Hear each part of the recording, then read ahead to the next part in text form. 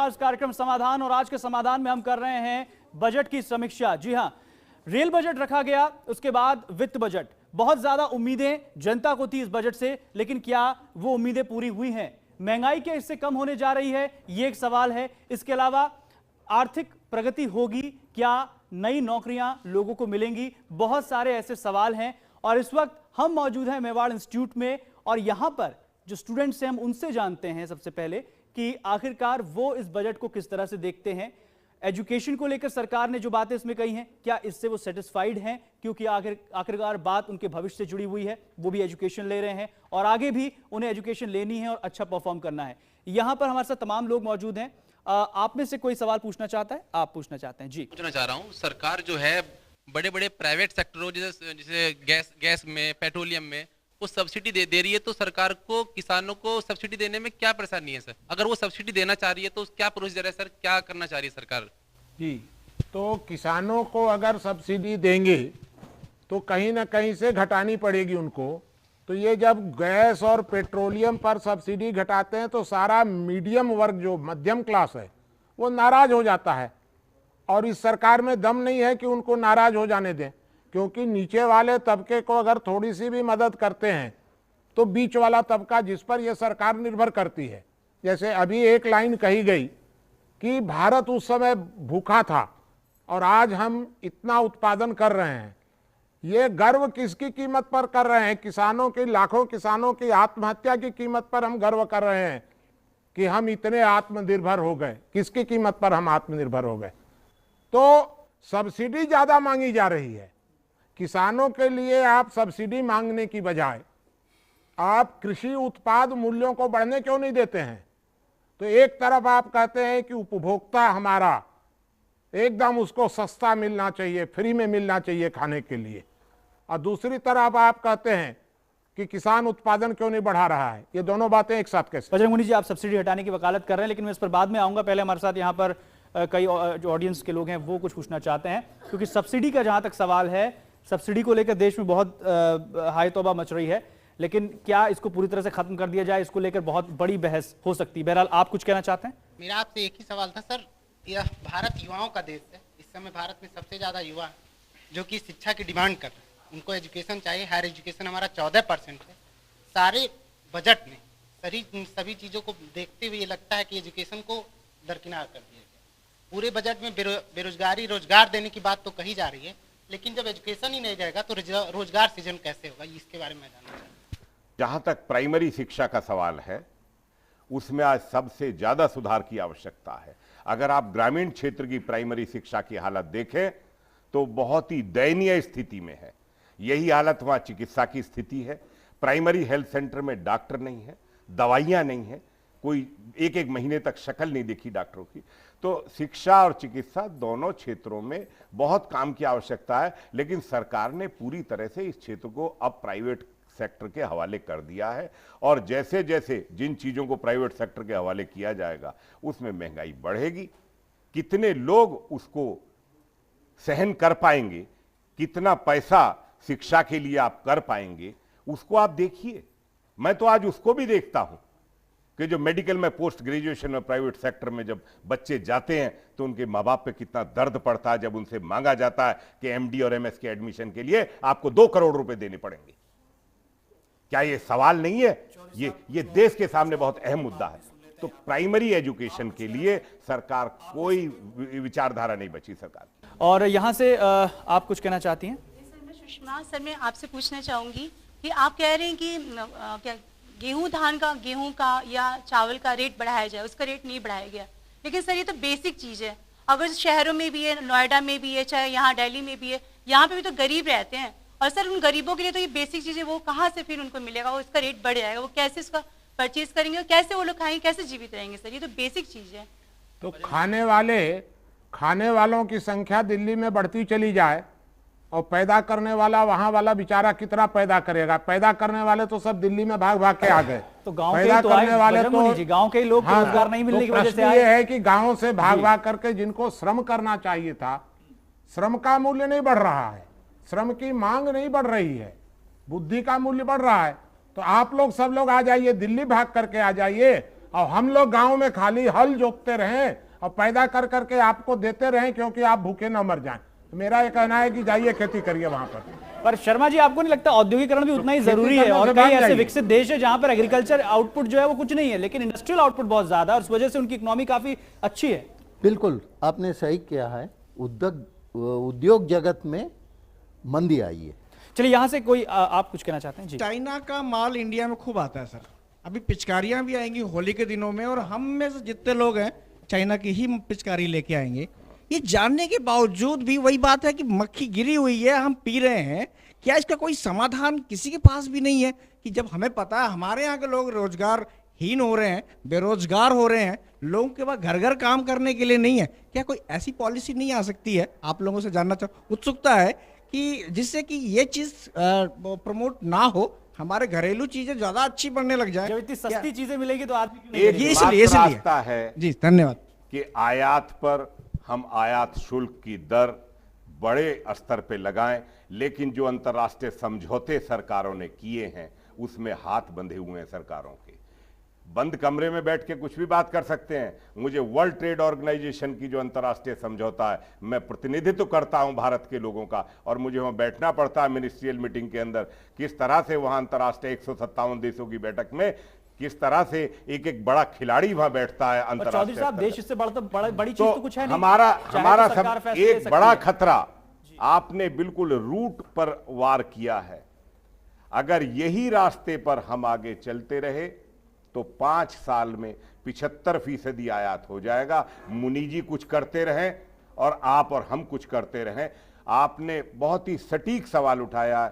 एक निवेदन मेरा देश के तमाम नौजवान पीढ़ी से कि वो आयातित सामान का बहिष्कार करना शुरू करे, जो गांधी जी ने किया था। मैं आग्रह करता हूं आप सभी से, इस देश का युवा है, इस देश का भविष्य आप हैं, आपको बहिष्कार करना पड़ेगा। आज भगवान भी चीन से बन के आ रहे हैं। अभी बनारस की सिल्क की साड़ी चीन में बन रही है। अभी पता है मुनि जी, आयात होगी आपके यहाँ। चीन से सेब आ रहा है बिहार की और झारखंड, बिहार की सीमा से। सिर्फ हर चीज जनता ही करेगी, तो सरकार सवाल ये है कि सरकार के पास सिर्फ आयात शुल्क लगाना चाहिए, लेकिन उसमें जो हमने एग्रीमेंट किए हैं, कृषि के प्राइमरी उत्पादों पर 100% तक टैरिफ बाउंड, प्रोसेस पर 150% टैरिफ बाउंड, और खाद्य तेलों के सेक्टर में 300% तक का टैरिफ बाउंड समझौते में किया था। लेकिन आज उसमें जीरो पर आ रहे हैं। मेरा एक प्रश्न है आपसे। सारे भारत में साइकिल पर 400 से 500 रुपए टैक्स लगता है प्रति साइकिल, संपूर्ण भारत में, और रसोई गैस पर छूट मिलती है। और जब रसोई गैस पर अगर 5 रुपया मूल्य बढ़ जाता है तो सारे नेता, किसान नेता से लेकर के और पत्रकार नेता और मीडिया वाले सारे खड़े हो जाते हैं, रसोई गैस का दाम बढ़ जाएगा तो किसान मर जाएगा, साइकिल पर दाम बढ़ जाएगा तो नहीं मरेगा गरीब आदमी। साइकिल पर टैक्स लगा दो 500 रुपया और रसोई गैस को छूट दे दो, क्या अन्याय है ये? आप जानते हैं ये लोग? बताएं दोनों आदमी कि साइकिल पर इतना टैक्स क्यों होगा? आज सबसे बड़ा सवाल ये है कि हमें गोबर को जलाने के लिए नहीं, आज हमारी मजबूरी हो रही है दोबारा से कि पशुओं के गोबर को कंपोस्ट बाद खाद बना के और उसका इस्तेमाल करना पड़ेगा। सूक्ष्म तत्वों की जो कमी आ गई है उर्वरक क्षमता में, वो पूर्ति किसी न्यूट्रिएंट से नहीं हो सकती, सिर्फ गोबर से ही होगी और उसी से उत्पादकता बढ़ेगी। और जब पेड़ काटने की हम बात करते हैं तो चीन को देख लीजिए, यूरोप को देख लीजिए, पेड़ आप काट लीजिए, लेकिन कल को ये मत कहना कि ये जो एनजीओ के लोग हमसे लड़ते हैं, कि पर्यावरण वाले हमसे लड़ते हैं कि साहब आप हमारी बात नहीं, हमने आपकी बात सुनी, हम उसमें नहीं जाते। लेकिन पेड़ हमें जितना ज्यादा लगाएंगे उतना वातावरण, हमारी बात नहीं, हमें जरूरत किस बात की है? अभी ज्यादा गर्मी पड़ जाए, फरवरी में गर्मी पड़ जाए, गेहूं के दाने में दूध नहीं पड़ेगा। प्रश्न ये उठता है, इसलिए बात कर रहा हूं। प्रश्न उठता है ये कि सारी बात करें लोग दिल्ली और नोएडा में बैठ करके और पेड़ लगाए रामानुजगंज वाले। हम अपना पेड़ लगाएंगे तो हम पेड़ काट देंगे तो आपका पर्यावरण प्रदूषित हो जाएगा दिल्ली वालों का। मेरा ये कहना ये है जी नहीं, आप तो पेड़ लगाते ही नहीं है। पेड़ लगाने, मेरा एग्रो फॉरेस्ट्री पूरी भर दी, आप व्यक्तिगत नहीं, मेरा कहना ये है कि पेड़ काटने पर प्रतिबंध उन लोगों के लिए जिन लोगों ने पेड़ लगाए हैं, उन लोगों पर प्रतिबंध है। जिन लोगों ने लगाया ही नहीं है उन पर क्या प्रतिबंध लगने वाला है? चलिए, ऑडियंस है वो भी कुछ कहना चाहती है। आग्रह है, अपने जीवन में एक नीम का पेड़ और एक पीपल का पेड़ कहीं भी रहो सड़क पे जरूर लगा देना, कहीं लगा देना, अपने घर में लगा देना, ये मेरा निवेदन है। पीपल का अकेले पेड़ है जो रात को भी ऑक्सीजन देता हमारी है। ऑडियंस है और चौधरी नीम साहब, वो भी पूरी तरह आपको कुछ स्वास्थ्य पूछना का चाहती है, लाभ अपनी बात रखना चाहती है जी। गोबर कहाँ से आएगा? गोबर जानवर तो खत्म कर दिए। हाँ, वही बात जानवर मैं कहना चाहता हूँ कि आपकी दूध नीति क्या है? दूध से कितना बड़ा रोजगार गाँव में पैदा होता था। बैठिए बैठिए, ठीक, बहुत सही।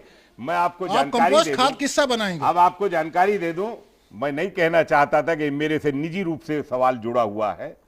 अभी तक भारत के, मैं बता रहा हूं आपको, अभी डेयरी का मिशन 360 करोड़ रुपए का शुरू करवाया है सरकार को, इस बात को समझा के।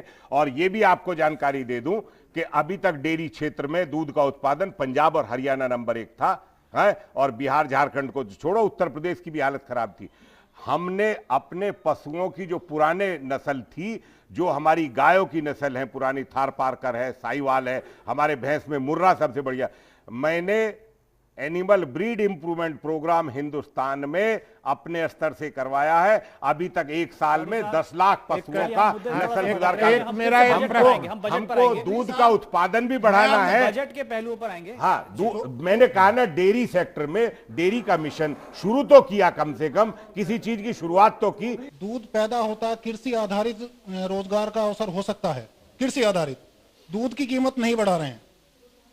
आपने मेरी बात सुनी नहीं थी पहले? आप नहीं, मैं आपकी बात सुनने के लिए ही यहाँ बैठा हूँ। मैंने अभी आपको फिर बता दूं, मेरा प्रश्न है, आप देखिए, आप ये देखिए कि आपके यहाँ अमूल सबसे बड़ा कोऑपरेटिव सेक्टर है। मेरी बात तो सुनिए आप। चलिए आप ये देखिए, पशु तो है नहीं और दूध के टैंकर भर के जा रहे हैं। ये सब जहर नहीं बन रहा यूरिया में, ये सब हमारे साथ अन्याय। मैं आपसे बता देना चाहता हूं, मेरे गांव से 10 क्विंटल रोज आता है। थोड़ा सा यहाँ पर मेरा दूध का दाम खुले बाजार में आ जाएगा जल्दी। बजट जी, आप पर भी आता हूँ। खुले बाजार में आ जाएगा दूध का दाम। हमें और आपको रोक नहीं रखा किसी ने, लेकिन ले कहां जाए जी? हम इस समस्या को भी यहाँ पर समझ रहे हैं, लेकिन हमारे साथ कई ऑडियंस है और उनका भी बहुत यहाँ पर सवाल है। जी, आप कुछ कहना चाहती हैं? मैं पूछना चाहती हूँ, ठीक है, हम बजट के बात पे लड़ाई कर रहे हैं कि हाँ ये होना चाहिए, ये नहीं होना चाहिए, किसानों को सब्सिडी मिलनी चाहिए, लेकिन अल्टीमेटली देखिए किसान अनाज उग जाते हैं और हम क्या करते हैं, सरकार क्या करती है, उसे सड़ा देती है, गरीबों तक को नहीं बांटती। आपने सुना, मैंने कहा कि भंडारण की व्यवस्था की बात तो की है सर, आपने की, लेकिन सिर्फ 5,000 करोड़ रुपए की व्यवस्था की और तमाम सोशल सिक्योरिटी के नाम पर लाखों करोड़ रुपए नो सर, ठीक है, भंडारण नहीं है, लेकिन भंडारण नहीं है तो उसका अल्टीमेट क्या होना चाहिए कि हम गेहूं को सड़ा दें? गरीबों में क्यों नहीं बांटा गया? बिल्कुल बांटना चाहिए। भंडारण की व्यवस्था क्यों नहीं बांटा गया? उसको सड़ा दिया गया। सुप्रीम कोर्ट ने कहा, गेहूं को सड़ाया गया है, गेहूं को सड़ाया गया है, गेहूं को सड़ाया गया और क्यों अपराध है उसको। अनाज सड़ाने के लिए नहीं है, ये राष्ट्रीय संपदा है, अपराध है, उसके खिलाफ कार्रवाई होनी चाहिए जहां भी अनाज सड़ता है। फूड कॉर्पोरेशन ऑफ इंडिया जिम्मेदार है इसके लिए, पूरी तरह अपराधी है फूड कॉर्पोरेशन ऑफ इंडिया। गरीबों के बीच में बांटना चाहिए, नहीं बांटा, नहीं सड़ा के डिस्टिलरीज को अलॉट कर दिया। आगे बता दे, शराब की कंपनियों को दे दिया सड़ाने के बाद। बजरंग मुनि जी यहाँ पे कुछ कहना चाहते हैं। जी, आप बोलिए। सर, आपकी बात सुन करके मैं एक कविता लिखा हूँ अभी। वोट बैंक के चक्कर में बुनियादी मसले छूट गए, सत्ता पाने की लालच में नेतागढ़ सबके दुख भूल गए, अंतिम शख्स की आंखों से आंसू का बहना जारी है, जनता की आजादी बाकी है। वित्त मंत्री विकास के रट्टे लगाते हैं, जनता की बोली में नहीं अंग्रेजी में बतियाते हैं, जनता की भाषा तिरस्कृत है, जनता की आशा तिरस्कृत है, सिंहासन है आजाद हुआ, जनता की आजादी बाकी है। इस वित्त विधेयक से जो भी पारित हुआ है उससे यही मुझे महसूस होता है। पेश हुआ है, दिल की भावनाएं हैं। ऐसा लगता है कि कहीं ना कहीं जो हमारे युवा हैं वो भी जागरूक हो रहे हैं बजट को लेकर, और आज उसमें कहीं ना कहीं बजट को लेकर एक समझ भी दिखाई दे रही है। लेकिन एक फिर बड़ा सवाल कि आखिरकार हर तबके को समाज के इस बजट से क्या मिला, महिलाओं को क्या मिला, बुजुर्ग को क्या मिला और साथ ही किसानों को क्या मिला। हम लगातार इस बात पर चर्चा कर रहे हैं कि आखिरकार देश की अर्थव्यवस्था को कैसे सुधारा जा सकता है, लेकिन शायद एक बात जिस पर थोड़ा सा और ध्यान देने की जरूरत है और वो है ब्लैक मनी। जी हां, काला धन। देश में यह कहा जा रहा है कि ब्लैक मनी इतनी ज्यादा है कि एक पैरेलल इकोनॉमी बन चुकी है, लेकिन उसको लेकर किसी तरह की कोई विल पावर सरकार के अंदर नहीं दिखती है। बजरंग मुनि जी, मैं आपसे जानना चाहूंगा, क्या सिर्फ सब्सिडी घटा देने से ही सरकार अपना घाटा कम कर लेगी, जबकि ब्लैक मनी को लेकर सरकार ठोस फैसले ले सकती है, सख्त कदम उठा सकती है? जब भारत स्वतंत्र हुआ तो उस समय इनकम टैक्स का स्लैब था 85% टैक्स। 100 रुपया यदि कोई कमाएगा तो 85 रुपया टैक्स देगा। स्वतंत्रता के बाद ऐसा समाजवाद का नशा उठा कि समाजवाद के नाम पर इन लोगों ने 85% को बढ़ा करके धीरे धीरे 94% टैक्स कर दिया और ब्लैक मनी बनना शुरू हो गया। भारत का धन विदेशों में जाना शुरू हो गया, रोक सके नहीं। जब धीरे धीरे बाद में तो 91 के बाद मनमोहन सिंह सरीखे एक वित्त मंत्री ने जब लोकप्रिय के जगह पर लोकहितकारी कदम उठाने शुरू किए तो ब्लैक मनी जानी कम हुई है, फिर भी अभी भी जा रही है लगातार विदेशों में। जब तक आप टैक्स स्लैब नहीं घटाएंगे तब तक आपकी ब्लैक मनी जानी बंद नहीं होगी। तो इसलिए मेरा हमेशा सुझाव रहा है कि आप डीजल, पेट्रोल, बिजली, केरोसिन, कोयला का मूल्य बढ़ा दीजिए और टैक्स स्लैब सब घटा दीजिए या खत्म कर दीजिए। विदेशों में रुपया जाना बंद हो जाएगा, काला धन विदेशों से भारत में आ जाएगा और डीजल पेट्रोल की खपत घट जाएगी, पर्यावरण प्रदूषण कम हो जाएगा और जो खाड़ी देश हैं वे बेचारे भूखों मर जाएंगे, क्योंकि वो तो आएगा ही नहीं तो वो लोग जिंदा। चलिए बजरंग मुनि जी, जो बजट है यहाँ पर उसको लेकर तमाम यहाँ पर ऑडियंस है वो जाहिर सी बात है प्रतिक्रिया देना चाहेंगे। मैं आप सभी से रिक्वेस्ट करना चाहूंगा, आपको ये बजट कैसा लगा ये हम जानना चाहेंगे। वहां से शुरू करते हैं। आप कुछ कहना चाहेंगे इस बजट के बारे में? आपके पीछे आप में से कोई इस बजट को लेकर बहुत सारी चीजें हैं, आप कुछ कहना चाहेंगे? सिर्फ एक राजनीतिक बजट है, आम आदमी के, किसान के हित में ये बजट नहीं है। और रही बात महिलाओं के लिए भी खाली ये दिखावा ही है, उनको भी कुछ बेनिफिशियल उनके लिए नहीं है। पीछे कई लड़कियां बैठी हैं, आप कुछ बोलिए, आप बताइए, क्योंकि इसमें महिलाओं के लिए मैं आपको बताना चाहूंगा कि 1 लाख तक का जो सोना है ड्यूटी फ्री अगर आप विदेश से ले आए, क्योंकि ये होना चाहिए तो हर तबके के लिए, हर वर्ग के लिए होना चाहिए। कुछ वर्ग के लिए हुआ है, इसलिए ये संतोषजनक तो नहीं कहा जा सकता। आप क्या कहना चाहेंगी? सरकार ने यहाँ पर 1000 करोड़ का फंड रखा है महिलाओं की सुरक्षा को लेकर, निर्भया फंड उसे कहा गया है। क्या आप लोगों को लगता है कि वो काफी है? मैं आपकी प्रतिक्रिया चाहूंगा। मैं ये कहना चाहूंगी कि बजट हर साल बोला जाता है कि बजट पास हो रहा है और इस बजट से आम आदमी को बहुत ज्यादा उसको इंतजार रहता है कि हाँ शायद सरकार हमारे लिए कुछ अच्छा करेगी। और जब बजट आता है तो पता लगता है कि आम आदमी के लिए ऐसा कुछ भी उसको फैसिलिटी प्रोवाइड नहीं की होती है। पता लगता है कि कुछ चीजों में अगर महंगाई कम करते हैं जैसे मोबाइल फोन, लेकिन बाकी दूसरे साइड अगर देखा जाए तो कुछ चीजों में महंगाई बढ़ा दी जाती है, जैसे घरेलू गैस हो गई, डीजल, पेट्रोल या फिर सब्जी हो गई या फिर अनाज, जो भी हो गया। लेकिन जो आम आदमी की जरूरत की चीजें हैं उन पर ही महंगाई बढ़ा दी जाती है। तो मैं ये पूछना चाहूंगी फिर आम आदमी को क्या बेनिफिट हुआ? सबसे ज्यादा महंगाई की मार आम आदमी पर पड़ती है। तो एक तरफ जो देश के नेता हैं वो बोलते हैं कि आम आदमी के लिए सुविधा दे दी गई है, लेकिन दूसरी तरफ उसकी जरूरत की चीजों पर ही महंगाई बढ़ाई गई है। तो मैं जानना चाहूंगी कि फिर उसको क्या फायदा हुआ? इस बजट से एक आम आदमी के लिए क्या बेनिफिट है? और रहा सवाल महिलाओं की सुरक्षा का, तो दिल्ली में जब ये गैंग रेप हुआ था उसके बाद भी उस टाइम में काफी केसेस देखने में आ रहे थे, बट देश के नेता कुछ नहीं कर पाए।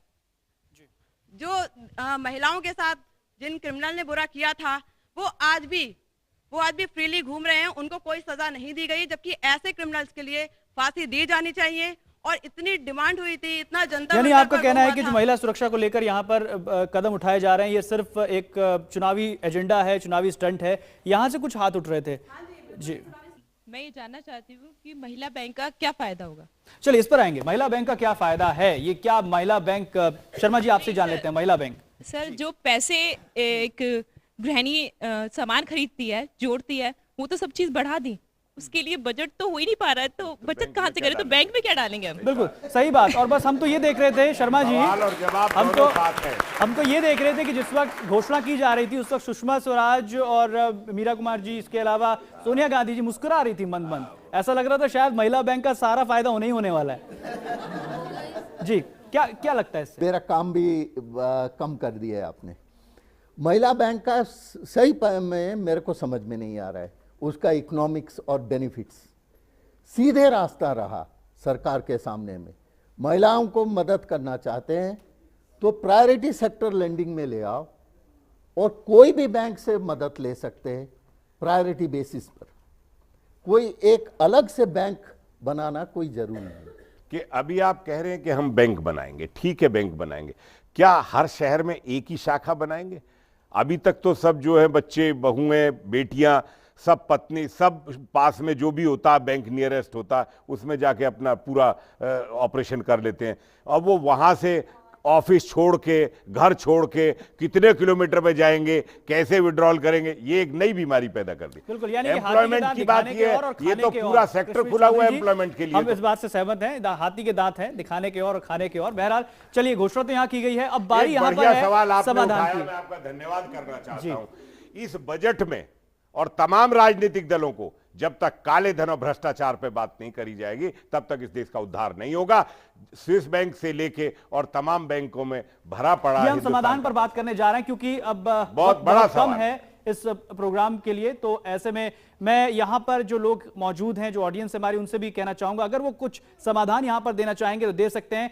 फिलहाल मैं अभी अपने तीनों गेस्ट से कहूंगा, आपके पास क्या है सर, क्या समाधान आप देख पा रहे हैं? जो इकोनॉमी की हालत है, देश की हालत है, उसको किस तरह सुधारा जा सकता है?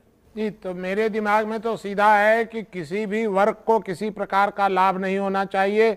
समाज में केवल दो वर्ग हैं, एक वर्ग है गरीब, ग्रामीण, श्रमजीवी, छोटा किसान, और दूसरा वर्ग है पूंजीपति, बुद्धिजीवी, शहरी, बड़े किसान। और ये बीच में महिला वर्ग और नवयुवक वर्ग और बुढ़ा वर्ग, ये सब सारा अपने पास सारा बांट लेने के लिए ये सब वर्ग बनाए गए हैं कि सारा हमारे पास रह जाए, गरीब, ग्रामीण, श्रमजीवी के पास कुछ न जाए। पहली बात ये होनी चाहिए कि अनाज, कपड़ा, दवा, लोहा, एक लाइन में मैं आपको बता दूं कि हमारे यहाँ का एक छोटा सा किसान अपना 100 रुपये का अनाज लेकर के गांव में, शहर में बेचने आता है, तो शहर का जो सरकारी मशीनरी है वो 10 रुपया टैक्स काट लेती है, 90 रुपया उसको देते हैं, 10 रुपया सरकारी खजाने में चला गया अनाज पर। और जब वो आदमी 90 रुपया लेकर के किसी के यहाँ कपड़ा खरीदने गया, लोहा खरीदने गया, तो 10 रुपया फिर सरकार के खजाने में चला गया, उसको मिला 80 रुपये का सामान। और आपको महिलाओं को सुरक्षा चाहिए, आपको शिक्षा चाहिए, आपको बढ़िया अस्पताल चाहिए। किसान का 20 रुपया कट गया बेचारे का, 100 रुपये का अनाज पैदा किया तो 20 रुपया काट लिया। बिल्कुल नहीं चलना चाहिए, ये अन्याय है, षड्यंत्र है मीडियम क्लास का। इससे पहले कि मैं अब अपने गेस्ट कृष्वी चौधरी जी के पास आऊं, अगर आप में से कोई समाधान देना चाहता है, आप देना चाहते हैं तो आप समाधान दें। और चूंकि हमारे पास वक्त बहुत कम है, बहुत संक्षेप में चाहेंगे, क्या सॉल्यूशन है? हमारे अंदर ईमानदारी की कमी है, सब मौके पे चौका मारने के चक्कर में है। हम नेता को गाली देते हैं, लेकिन यदि हमें नेता बना दिया जाए तो फिर हम वही करते हैं। जी, चलिए, बी लॉयल, बी ऑनेस्ट। बहुत अच्छी बात, हमें ऑनेस्ट रहना चाहिए, लॉयल रहना चाहिए। आप में से कोई समाधान देना चाहता है बहुत संक्षेप में? उसके बाद चूंकि समय की कमी है इसलिए जी आप। सर, मैं ये सुझाव देना चाहता हूँ, जो बाहर के मुल्कों से सामान जो आ रहा है हमारे पास, उन पर शुल्क बढ़ाना चाहिए और अपने देश में रोजगार बढ़ाने के अवसर देने चाहिए सर। जी, इधर आप में से कोई कुछ कहना चाहेगा? जी सर, जैसे कि लाखों टन अनाज बाहर सड़ जाता है तो प्रॉपर कोल्ड स्टोरेज का बनाने चाहिए। और हम लोग शादियों वगैरह में कितनी फूड वेस्टेज करते हैं, तो इस तरह से हमें एक कानून बनाना चाहिए कि आम जनता भी इस तरह की बर्बादी ना करे, ताकि हमारे किसान भाई या आम जनता उसको मतलब निजात पा सके, उसको भी अपनी बेसिक चीज़ों की नीड वो फुलफिल कर सके। और तीसरी बात कि मेट्रो में सफ़र करता कौन है? आम जनता। तो रेल का बजट, जो रेल का किराया है वो नहीं बढ़ाना चाहिए, क्योंकि हमारे जो नेता वगैरह हैं, जो हायर या अपर क्लास की फैमिलीज हैं, वो तो रेल पे सफ़र करती ही नहीं है। इसलिए हमें बेसिक चीज़ों की बर्बादी पर भी खुद से स्टेप लेने चाहिए और आम जनता को बर्बादी पर रोक लगानी चाहिए, जैसा कि आप कह रहे हैं। आप कुछ कहना चाहते हैं? जी, बहुत शुक्रिया। ये सोच रहा था शायद यहाँ पर पॉलिटिकल विल को लेकर भी कोई बात करेगा कि नेताओं की पॉलिटिकल विल भी होनी चाहिए। बहरहाल आप कुछ कहना चाहेंगे? सुझाव के रूप में इतना कहूंगा कि बिल्कुल नीचे जाते हैं तो हम कृषि देखते हैं, वो एक प्रोडक्शन, ऊपर जाते हैं तो इंडस्ट्री का प्रोडक्शन। मुझे लगता है बीच में बहुत सारे लोग हैं जो जिनको मौका दिया जाए, ऐसे रोजगार डेवलप किया जाए, घर घर रोजगार किया जा सके, घर घर एक प्रोडक्शन करने की अगर कोई नीति बनाई जाए। मुझे लगता नहीं अभी हिंदुस्तान में जब से मैं बड़ा हूँ, कम से कम मैंने तो नहीं देखा है घर में कोई ऐसा रोजगार करने के लिए हमें कोई ऐसी चीज मिल जाए जो इजी हो, सुलभ हो और हमें कमाई के कुछ अवसर भी हो। न जाने कितना टाइम हम लोग घर पे सोचते रहते हैं, कुछ हो तो जरूर करेंगे और ऐसा करना हमारे देश हित में जरूर होगा। कोई कुछ कहना चाहेगा? आप कुछ कहना चाहती हैं? जी सर, जो रेल का किराया बढ़ाया गया है उसकी वजह से काफी सामान महंगे हो गए हैं और ये महंगा चीज सबसे ज्यादा इसका असर मिडिल क्लास या पुअर लोगों पे पड़ा हुआ है। तो इसकी महंगाई को कम करनी चाहिए, मतलब जो बेसिक चीज है उसकी महंगाई कम होनी चाहिए। चलिए, हमने जनता की राय यहाँ पर जानी और ये मेवाड़ इंस्टीट्यूट के छात्र हैं, फैकल्टी भी इसी में शामिल हैं। इन्होंने बताया कि आखिरकार इस बजट से उन्हें क्या उम्मीदें थी और क्या हो सकता है इस देश को आगे ले जाने के लिए क्या क्या चीजें की जा सकती हैं। बहरहाल सरकार भी इस दिशा में सोचे तो शायद बड़े प्रयास किए जा सकते हैं। देश की अर्थव्यवस्था जो कि आज 7वीं बड़ी अर्थव्यवस्था कही जा रही है, इसे और आगे ले जाया जा सकता है। कृष्णवी चौधरी जी, मेरा आपसे सवाल है, कैसे हम इंक्लूसिव ग्रोथ का लक्ष्य हासिल कर सकते हैं? पूरी तरह सहमत हूं भाई से कि जब तक हम स्मॉल इंडस्ट्रीज को बढ़ावा नहीं देंगे, जितना हम लार्ज इंडस्ट्रीज को बनाएंगे उतना बेरोजगारी बढ़ेगी, जितना आयात बढ़ाएंगे उतना बेरोजगारी बढ़ेगी। और आयात से बचने के लिए और छोटे और लघु उद्योगों को बढ़ावा देने के लिए सरकार को योजनाओं पर काम करना चाहिए। और नीति और नीयत दोनों में जो खोट आ गया है, और राजनीति की परिभाषा में कह दूं, लूट, झूठ और धोखा, ये मात्र 3 शब्द हैं राजनीति करने वाले लोगों के पास। यही उनकी नीति है, ये उनकी विचारधारा है, इसलिए दिक्कत हो रही है इस देश के लोगों को। और महंगाई को अंकुश लगाना होगा, उत्पादकता बढ़ानी होगी और इसमें एक विशेष प्रावधान करना था जो नहीं किया। हमको कृषि आधारित उद्योगों को गांव के उसमें क्षेत्र में बढ़ावा देने के लिए, जो बेरोजगार नौजवान घूम रहा है उससे हम उत्पादकता बढ़वा सकते थे, उसे हम रोजगार दे सकते हैं, इस पर काम करना चाहिए था, वो भी नहीं किया। काले धन पर कोई काम नहीं किया। और रही बात टैक्स की, टैक्स को तो छोड़िए, जितना भ्रष्टाचार डॉक्टर मनमोहन सिंह की सरकार के समय से हुआ है, पहले तो हजारों करोड़ में नहीं, लाखों करोड़ में नहीं होता था, 50 लाख और 2 करोड़ और 60 करोड़ का 65 करोड़ के बोफोर्स पे पूरी सरकार चली गई, हंगामा हो गया। आज तो लाखों करोड़ के घोटाले हो रहे हैं, फिर आपको दिखाई नहीं दिया? मुनि जी, बहुत संक्षेप में आखिरी सवाल है, कैसे हम सस्टेनेबल डेवलपमेंट और इंक्लूसिव ग्रोथ की बात कर सकते हैं? झुक जाता है जब देश के भ्रष्टाचार की बात सुननी पड़ती है। और जब बैंकों में पैसा भरा हुआ दिखता है, स्विट्जरलैंड में मैं बैठा था, मुझे कहा गया सामने के बैंक में आपका पैसा भरा हुआ। चौधरी जी, सुन लेते हैं, गर्व होता है मुनि जी की बात सुन लेते हैं। मुझे गर्व होता है इस बात के ऊपर कि पहली बार घोटाले प्रकाश में आ रहे हैं और पकड़े जा रहे हैं और उनको दंडित किया जा रहा है। नहीं तो पीछे वाले सारे नेता तो सारे घोटाले खा गए। और जी तो सुप्रीम कोर्ट जो जी तो प्लीज मैं बताता हूँ, मैं आपको बताता हूँ, जीएम क्रॉप पर उत्पादकता बढ़ाने के नाम पर भ्रष्टाचार की, चलिए हम बजट पर बात कर लेते हैं। जी, वो भी बजट का बजट का ही पार्ट है। कितना झूठ बोलेंगे देश के? मैं आपको अंतिम जी, मैं आपको जो जेल गए वो न्यायपालिका ने भेजे। मैं आपको अंतिम बात बता दूं, तो समय की कमी है इसलिए बहुत संक्षेप में ये आपका कमेंट है कि मैं अंतिम बात आपको ये बता दूं कि न्यायपालिका इतने दिनों तक कहां थी? न्यायपालिका पहले गुलाम थी नेताओं की। मुनि जी, हम बजट पर बात कर लेते संक्षेप में, बस हमें समाधान चाहिए। एक समाधान है, हाँ, और एक समाधान यह है कि ग्रामीण उद्योग को पनपना चाहिए। इसके लिए डीजल, पेट्रोल, केरोसिन, कोयला और बिजली का दाम 2.5 गुना कर दिया जाए और सारे टैक्स माफ कर दिए जाए, जिससे कि ग्रामीण उद्योग पनप जाएंगे। शर्मा जी, आखिरी कमेंट बहुत शॉर्ट। इंक्लूसिव ग्रोथ की बात हम कर रहे हैं, सस्टेनेबल डेवलपमेंट की बात कर रहे हैं, कैसे अचीव कर सकते हैं? देखिए, इंक्लूसिव ग्रोथ हो सकता है जब रोजगार बढ़े, महंगाई कम हो। ये 2 चीज यदि हो जाए तो आपके अर्थनीति और व्यवस्था के लिए बिल्कुल सही दिशा। बिल्कुल, तो यानी कहा जा सकता है कि महंगाई पर किसी ना किसी तरह से रोक लगानी होगी, इसके अलावा रोजगार के अवसर भी पैदा करने होंगे, और अगर ऐसा कर पाने में सरकार कामयाब होती है तब हम उम्मीद कर सकते हैं कि कहीं ना कहीं जो देश की इकोनॉमी है वो सही दिशा में आगे बढ़ेगी। बहरहाल हमारे साथ 3 खास मेहमान थे, इस चर्चा में शामिल हुए, आपने अपना कीमती वक्त दिया, इसके लिए आपका बहुत बहुत शुक्रिया। और साथ ही मैं शुक्रिया अदा करना चाहूंगा मेवाड़ इंस्टीट्यूट का, यहाँ की फैकल्टी मेंबर्स का और साथ ही यहाँ के स्टूडेंट्स का जिन्होंने कोऑपरेट किया, इस चर्चा में शामिल हुए। बहरहाल एक बात जो आखिरी में हम कहना चाहेंगे कि देश की तरक्की आम आदमी को हाशिए पर रखकर नहीं की जा सकती है, इसलिए सोचना होगा सरकार को आम आदमी के बारे में भी, मजदूरों के बारे में भी, किसानों के बारे में भी, तभी हम उम्मीद कर सकते हैं कि ये देश और इस अर्थव्यवस्था एक उभरती हुई और मजबूत अर्थव्यवस्था में तब्दील होती नजर आएगी। हमारे खास कार्यक्रम समाधान में आज के लिए बस इतना ही। यहां रुकना एक छोटे से ब्रेक के लिए, लेकिन देश और दुनिया की तमाम बड़ी खबरों के लिए आप देखते रहिए A to Z न्यूज।